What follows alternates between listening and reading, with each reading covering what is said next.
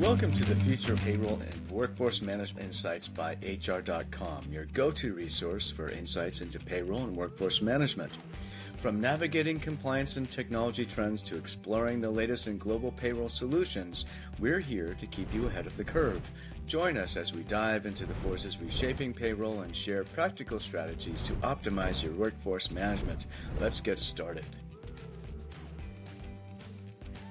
Well, hello everyone, and welcome to this latest episode of Future of Payroll and Workforce Management, a podcast here at HR.com where I am your host. My name is Brent Skinner, and I do all sorts of things here at HR.com. Maybe you even received an email from me at some point, seen me on the website, but enough about me. Today is about my guests. My guests today are Brian Smith and Eric Boling of BottomLine Tactics. Welcome to you both. Great. Thanks for having us. Thanks for having us on today, Brent. Yeah, absolutely. And Eric, I hope I said your last name correctly. You did. All right, awesome. It's always a question, and half the time I forget to ask the guest before, like in the green room. We have a green room here. We're not a late night talk show, but we do have a green room. And sometimes I forget to ask if I'm saying it right. So, phew. We have a really interesting topic today. We have a sort of a working title that I think we probably will keep. It's called Beyond Benefits, Turning Payroll into a Profit and Retention Engine. And the idea is around, what if payroll could do more than simply pay employees, which, okay, that makes my ears perk up. And we're going to be getting into that very, very soon. But first, as I like to ask all my guests at the outset of these episodes, there's a lot of passion in this space, in the sort of the HR, human capital management, payroll space, and that includes benefits and all that, which is what you guys do. What got you into this line of work? Maybe we start with Brian, and then Eric, you can chime in. Yeah, so good question. I come from a life insurance background, and after COVID, I started finding out about different tax credits that were available, and I had no clue there are all these different ways and resources for businesses to get money back from from the government, which a lot of people thought was crazy. Hey, look, there's this employee retention credit or the PPP and all these different things. But one of the things that I realized was that those all had an end date to it. And I wanted to find something else that I could get into that I could continue to help business owners with, that kind of fly under the radar until people like myself and Eric, basically approach them and show them what's available. And, we did a bunch of research and we locked in with a company that does, some awesome things for businesses, helping them reduce payroll tax, which we'll talk about later, and, supplemental benefits that actually increase employees' take-home pay, which it sounds too good to be true, but it's a real thing. So I kind of, we stumbled upon something that, is it's really unique, but it brings a lot of value. And it, like I said, it kind of stems from being introduced to those different tax credits after the pandemic, when, things kind of started changing for business owners and the economy. Yeah, and the pandemic did give lots of folks new ideas for where to go in their career. So it's great to hear a story like yours, Brian. Eric, what got you into this? Well, I think being a lifelong business owner in 2 to 3 different verticals over my career, I have a lot of passion for the employee, right? And standing in those shoes and having hired hundreds of employees over the course of my careers, if you want to say. And there's a lot of interesting things happening, and I think, to be able to reach out, we reach out individually to normal everyday businesses in just about every vertical. But what got me interested in working with payroll companies is I've kind of felt pain points at both ends, meaning there's a lot of stuff that the company, the payroll company's client company's employees we're needing from the payroll company itself. It's very competitive with a lot of do-it-yourself AI supplemented plans out there. The big thing for those companies, payroll companies, is client retention and attraction. Obviously, they're always winning more clients, but how do we keep the ones we have? And so they are looking for any edge. So we come in with not only a no net cost solution for them, but an actual revenue stream that in some cases can even surpass the money that they're making processing W-2s. So it's kind of a win for the end user, the employee of that client company, but it's also a big win for the client company and for the payroll company because it's also a revenue source. So that's kind of got my juices flowing and a chance to obviously expand much more quickly than just working with one particular company at a time. Yeah, yeah, to be able to create a win-win-win situation like that, in an area where one of the wins is helping the employee. I mean, I guess that's a fourth win. I mean, you If know, if you um, want to go beyond that, because our plan, it's been around for 7 years. This is not something that just came out yesterday, right? right. Um, it actually remember, there's no net cost for the employer or the employee, but it also extends to up to 8 members of their household, even for most part-time employees who maybe have Mm. no benefits. And now they've got this robust plan that extends to, all the people in their household. So that's cool too. Yeah, it is. And you know what? We're going to get into that because,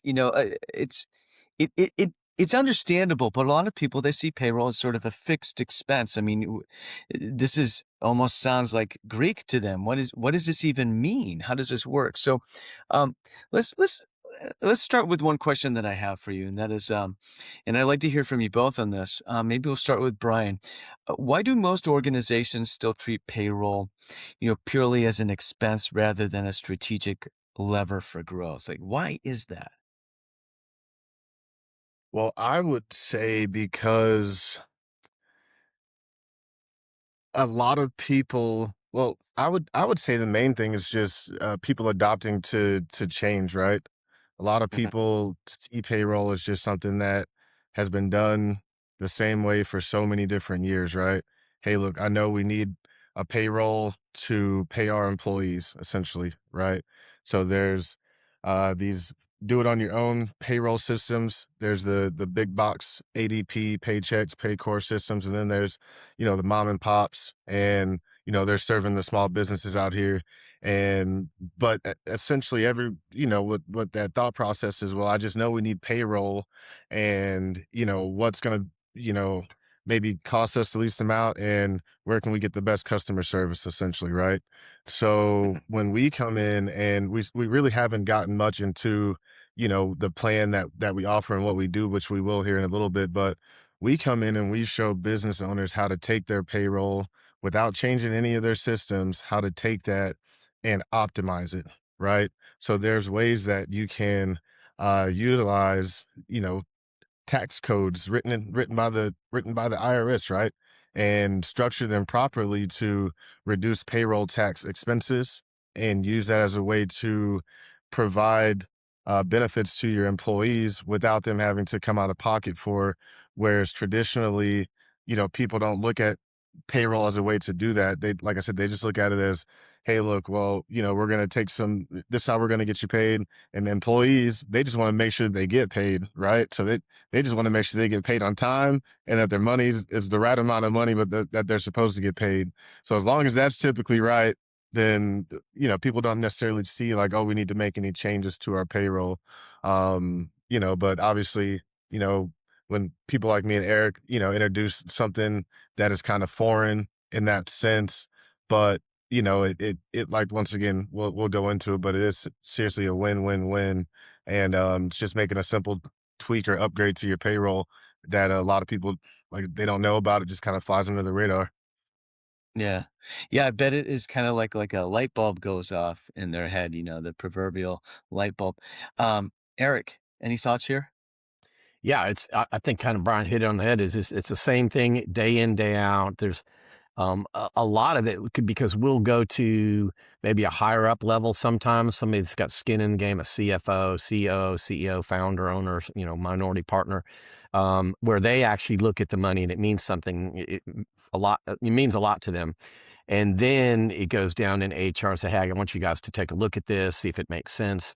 I think some of the hurdles that are seen initially is they have this misconception that oh my gosh, if we adopt this plan, it's going to take up all of our bandwidth. I don't want to be chasing people down in the parking lot. When in reality, 99% of the work is on our end outside of a few hours of implementation because we're integrated directly right into the payroll platform. And then for us to build the payroll company's revenue stream, which is unheard of, that they've never heard anything like this, that's all on us. We are working internally with those client companies and bringing them to the table and that kind of stuff. So it's a foreign concept. It's just they don't know what they don't know. So our job is, if we're talking to a payroll company, is to educate them on the possibility, show them how this rolls out, and ease their comfort level with, hey, this is not going to be a huge lift on HR or payroll.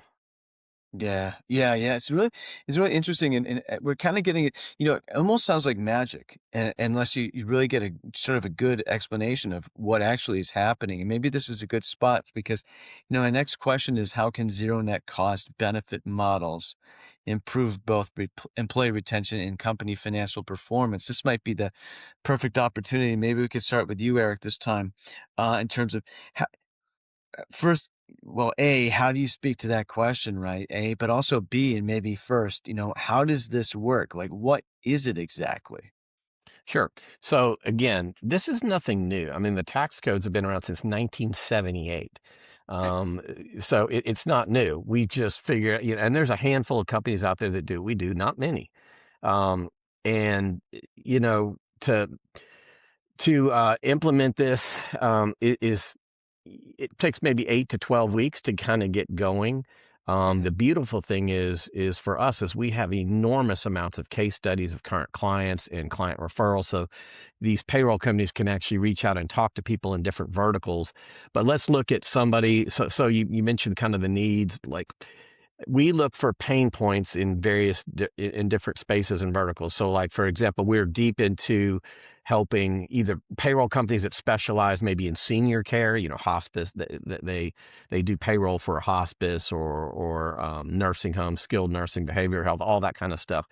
And I'm just using this as one example, but the employee, beyond the money, right? So every company is going to save somewhere between $900 and $1,000 a year annually net per employee that opts into this plan. The employee is going to receive a paycheck increase based on payroll tax savings, but that's all good and well. But the big pain point for so many people is the attrition. And I'm talking about internally. Like, so we're looking at a nursing home, let's say. Mm. They don't have benefits, most of them, unless you're upper management or something like that. So all of these caregivers are working basically at an hourly rate and don't have any benefits, and they're not loyal because of that, and Mhm. so the attrition is high. So when you dig deeper, you look at, okay, what is the cost of having to go out and pay somebody to attract, a staffing company or somebody to attract another employee? Then we got to take time out and train them again. And then we lose them 9 months or 12 months later. So if we can come in, offer them a no net cost plan with a bump in pay, and now they have some benefits in their household has benefits. That's a big sticking point for them.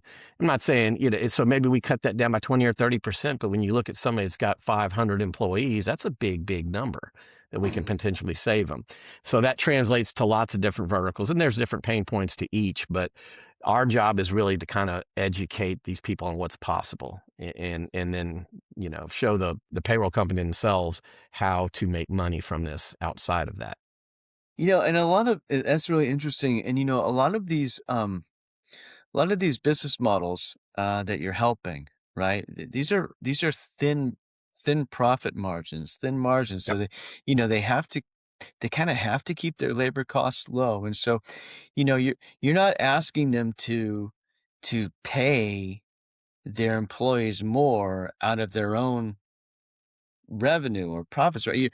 You're telling out of their own revenue, you're saying, hey, you can increase their pay just by understanding the tax code better. That's it.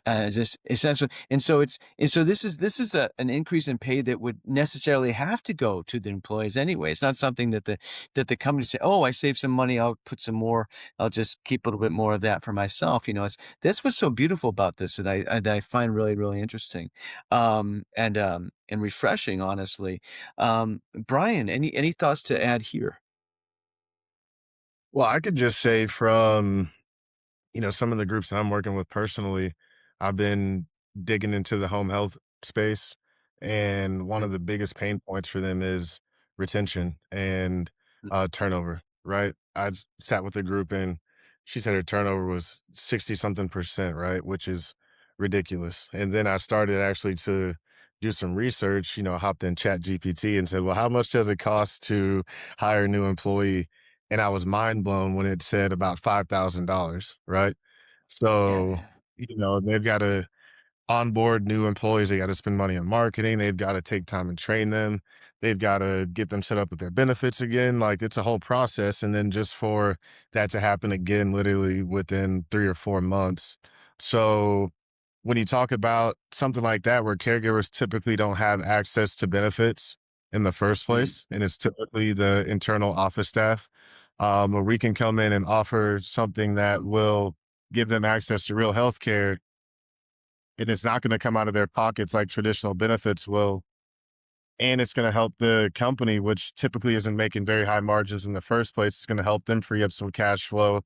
It just makes perfect sense for certain industries. Obviously, we can fit in any industry, but certain industries it just really hits a little bit harder. So, and then working with payroll companies directly, they have access to their book of clients, right? So what we are able to do is partner with them and say, hey, look, not only is there a revenue stream option for you, which can help which is going to, obviously bring in extra money for your organization, but now you can offer this plan to your clients, and now you're able to make new money without having to go and add money for recruiting and marketing. And then those clients, you're already servicing them on payroll. Now they can add this in basically with no lift on their end, and you're saving them money. It's probably not going to leave you when it comes time to looking at new payroll options, right? And mhm. any anyone's on this call listening who's either in payroll or has processed payroll, the first time something goes wrong, I mean, you're out of there, right? So if Yeah. we can help a payroll company strengthen, their offerings to their clients, it's just going to help them become stickier, and then even attracting new clients, right? Mhm. Hey, look, you're deciding between us and ABC payroll, but we can offer you these extra benefits. We're gonna obviously take care of your payroll, but we're also gonna help you with some savings as well, right? Through a partnership. So it's once again it's a win-win-win. But when it comes to retention and turnover, especially in those high turnover industries, staffing, hospitality, home health. I mean, if we can, change that number by 5, 10%, that's thousands and thousands of dollars that company's gonna save. It absolutely is, and that is a real competitive advantage in some of those in all of those industries, right? If you can even extend an employee's stay by what would seem like a negligible amount even to the outside person, that translates to dollars saved for these organizations, and if you're extending it beyond that, it becomes a real competitive advantage. Absolutely. So that to me, any way that you could, so it's a game of inches, right? Any little change that you can make as a company running in that type of a business model, you're going to see benefits, and to be able to have this opportunity to make sort of a larger leap by doing something like this. That's quite compelling. In the few minutes we have left, maybe I'll turn to you, Eric, for this one. In the few minutes that we have left, what role can payroll providers play in helping businesses unlock new revenue streams while supporting employee well-being? Like, what role do payroll providers have in this? Like, how can they kind of get involved? Well, it's great. So the principle that we want to communicate to them is we want you guys, the payroll company, to keep the main thing the main thing. You do business and focus where where you are, what you're good at. Let us work inside and help you build revenue streams. This is something that, by the way, they can also white label as their own, right? So it's not like, hey, yeah, of course we partnered with our plan and us, but they can actually white label this plan, like Brian said. Hey, we're bundling even more and more a package to offer our payroll clients, but they can take credit for it again, that they white label. But we really want them focus on what they do best, because it's not a lift on them at all. We are working inside to work with their payroll clients and their companies and their employees. We do all the education, servicing, everything. And that revenue stream then builds and builds and builds, and those payroll clients stay on the books. That's the ultimate goal. Yeah. Yeah. It is really interesting. This is, I wish we had more time on the podcast today, because this truly is, every once in a while, a truly novel concept comes up. And this is one of them. I want to thank you both for joining me for the podcast today. This has been a really useful conversation for our audience. Great. Well, I appreciate it. And yeah, anytime we get to share this is great, because like I said at the beginning, it's awesome for the company. It's revenue for everybody. It's savings for everybody. But when you look at the end user, the employee of the payroll company's client, and you can, help them save a ton of money and benefits, that's what it's all about. So the rest will kind of work itself out. That's right. That's right. Thank you too, Brian, for joining today. Thanks for tuning in to the Future of Workforce Management and Payroll Insights by HR.com. We hope today's episode brought you valuable insights and fresh perspectives on the future of payroll and workforce management. Be sure to check out more episodes and explore resources at HR.com/podcast or wherever you listen to podcasts. Until next time, keep innovating and making a difference in the world of payroll and workforce management.